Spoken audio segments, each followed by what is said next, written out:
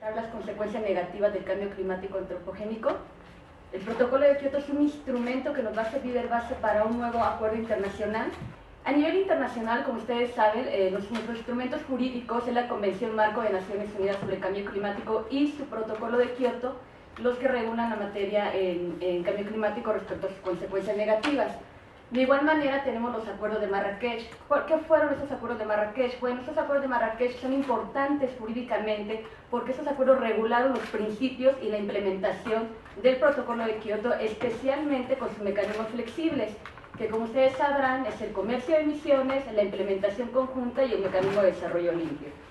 Ahora bien, estos instrumentos jurídicos internacionales, la cooperación internacional se ha basado a través del principio de responsabilidades comunes pero diferenciadas, un principio que ha generado múltiples problemas en las negociaciones anuales que se llevan a cabo para buscar la implementación de la Convención Marco. ¿Y esto es por qué?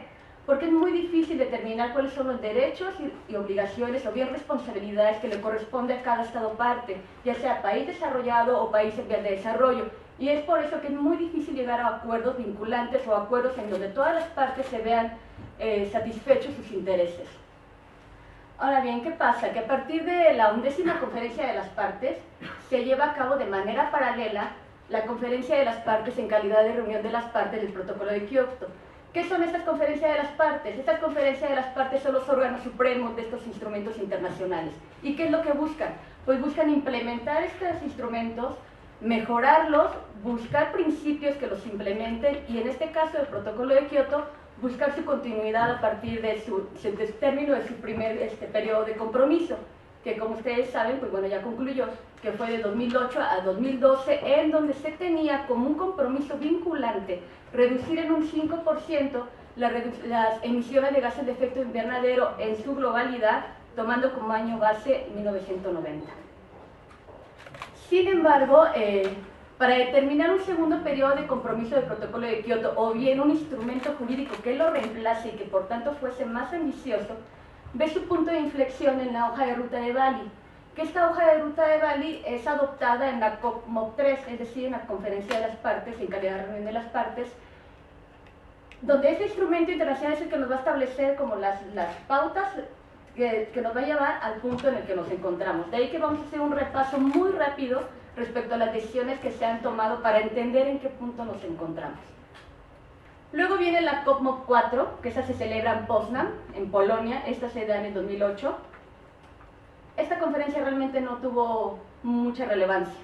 Diversas cuestiones fueron analizadas, abordadas para mejorar la implementación del protocolo de Kioto, sin embargo no se pudieron llegar a acuerdos vinculantes ni sustanciales, por lo que no se generó un avance significativo. Como se tenía un plazo hasta 2009, pues todo lo dejaron para la conferencia siguiente.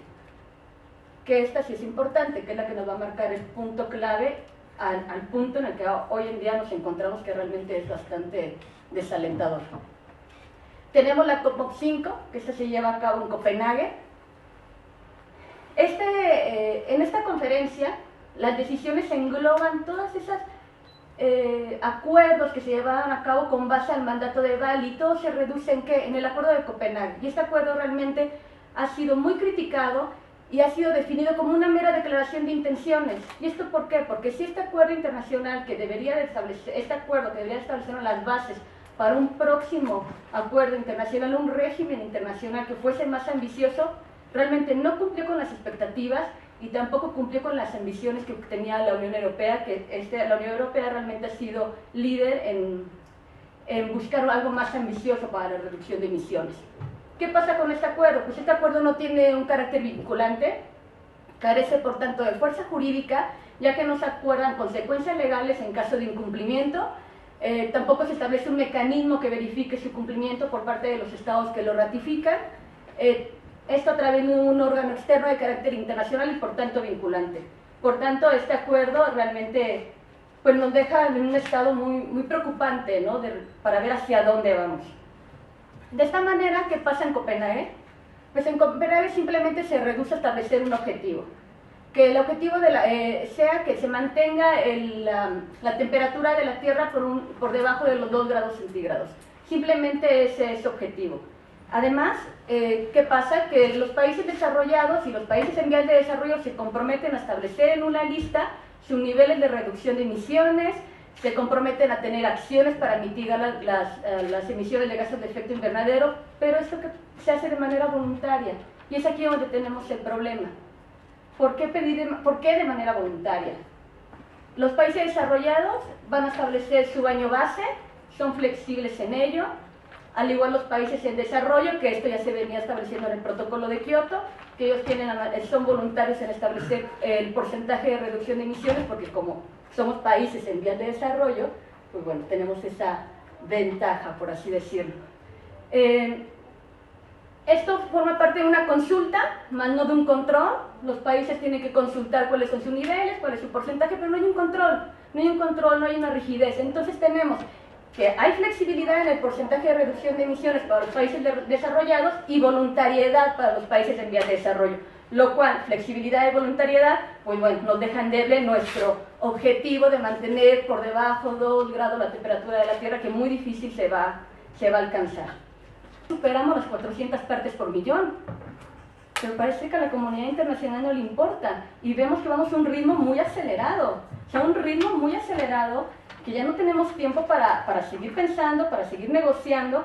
Tan solo basta señalar que en 1957 había 315 partes por millón, y en el 2011 estábamos en 389 partes por millón, y ahora en el 2013 400 partes por millón, y era una cifra temida. O sea, se temía que llegáramos a ese límite, y ya llegamos a ese límite.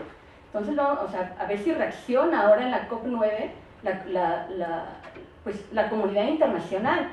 Porque no nada más deben de participar los países desarrollados, también los países en vías de desarrollo. ¿Y cuáles principalmente? Pues los países que están creciendo económicamente, como China, India, Brasil, incluso México. O sea, también tienen que entrar, porque incluso esos esfuerzos que hagan los países desarrollados se van a ver neutralizados si los países en vías de desarrollo no participan, porque están siendo generadores de emisiones a gran escala.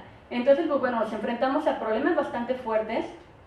Sin embargo, pues los países en vías de desarrollo, ¿qué es lo que discuten siempre? Pues bueno, que obviamente se tiene que aplicar el principio de responsabilidad histórica, como les decía, según el grado de participación de los países de desarrollo a este problema desde la época industrial.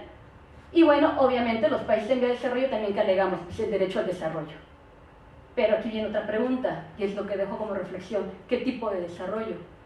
O sea, ¿estamos buscando desarrollo sostenible? ¿Qué es el desarrollo sostenible? Creo que todos tenemos